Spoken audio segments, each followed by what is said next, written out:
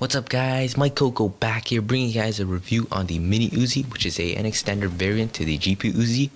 Now this gun was released after the Micro Uzi, so we'll take a quick look at its stats.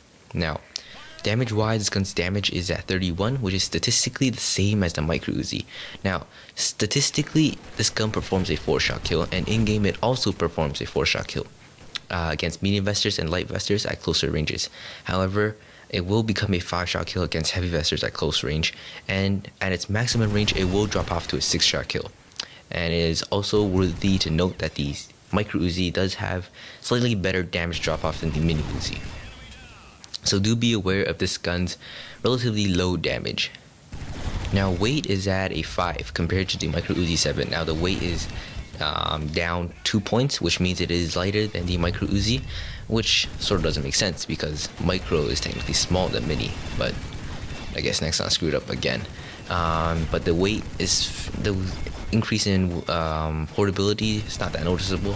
However, it may help for the fact that the way the gun is held makes it seem like a pistol, which can throw people off at closer ranges as they will think it's a pistol that you're holding, not a very fast firing SMG, which can be used to your advantage.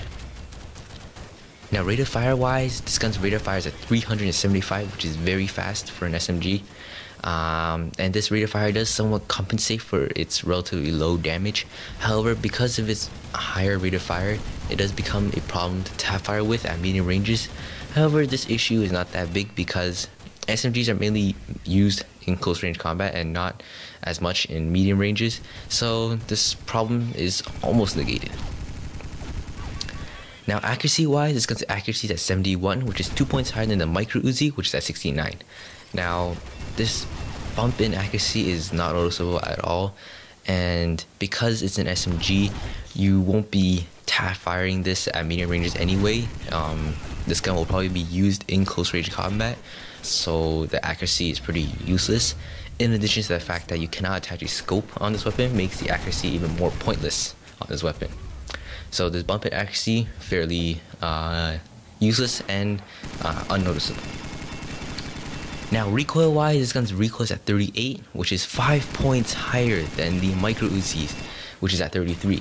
Now this 5-point increase is very noticeable. The Micro Uzi has recoil that is somewhat comparable to the Magpul FMG9, but the Mini Uzi has much higher recoil than the Micro Uzi. Its recoil is much more vertical, which again makes it a very big problem to tap fire with at medium range.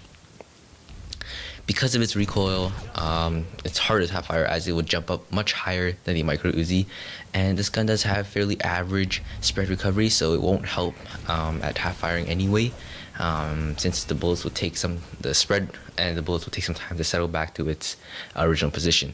So the recoil is not that great. Its range and ammo are both the same as the Micro Uzi. However, you can attach a suppressor on the Mini Uzi and a magazine, while on the Micro Uzi you can only attach an extended mag or a fast loader mag because a suppressor is already attached. Now my personal recommendation is to buy the Micro Uzi and just skip the Mini Uzi, because the Micro Uzi is far superior to the Mini Uzi. The Micro Uzi has much lower recoil, which is a very important factor in close range combat and medium range combat, and the Mini Uzi just doesn't have very controllable spread or recoil for that matter. And because of that, the Micro Uzi is far better and easier to use. So I recommend you guys to get the Micro Uzi if you are thinking about a Uzi variant. So yeah, that's pretty much it guys. Peace.